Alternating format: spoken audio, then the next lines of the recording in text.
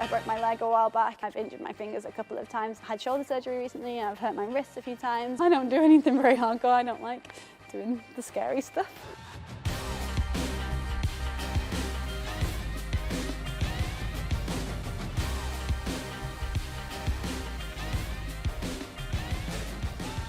I've won multiple national titles. I became world #1 last year and I've climbed up to V14 on rock.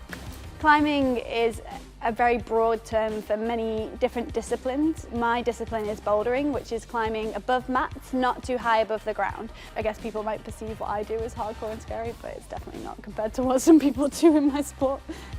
It was male dominated when I started climbing. Being a young girl, we never made a big deal of it. If I couldn't reach something, it wasn't that I was a girl and couldn't reach it. It was like, oh, you can't reach it, let's figure a way around it. Come on, Shauna. Professional climbers as athletes didn't really exist back then. There was kind of more of a dirtbag lifestyle. For me, becoming a professional athlete was quite a challenge because in climbing there was no one to ask questions to, there was no one to look up to. It was all about creating doors and trying to open them, not just finding doors to open. Just because I was a girl, it didn't seem more impossible, and I don't think that we should think about young women needing the confidence. I think we should think about young people, and I think as soon as we start attaching gender to that question of pushing young women to do things, it's kind of creating that separation already.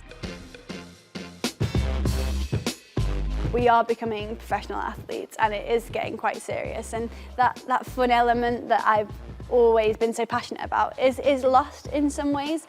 Climbing is a very creative sport if you want it to be. I like to make things up and make challenges up and kind of make it more fun.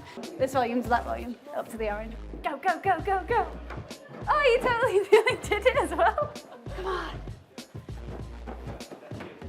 Yeah. It's not just a physical exercise climbing. You call the boulders on the wall, we call them boulder problems because you do have to figure them out as well. It's a problem that you've got to solve. In bouldering, you are never presented with the climb until you go out from isolation. So it's mentally challenging as well as physically challenging. A lot of people do ask about, like, are you bothered about your body? Like, I think in the past when I was younger, I was quite conscious of having big shoulders and having rough hands and all that sort of stuff, but now it kind of comes with the territory of climbing, and I'm like proud of my body and I work hard to get my body to the shape and the fitness level that it is. Okay. I like food a lot. I love baking, I eat a lot of cake. If I'm trying to lean up for a World Cup season, I'll have a smaller piece of cake as opposed to having no cake at all. If I climb well and I feel good when I'm climbing, then I feel good about my body.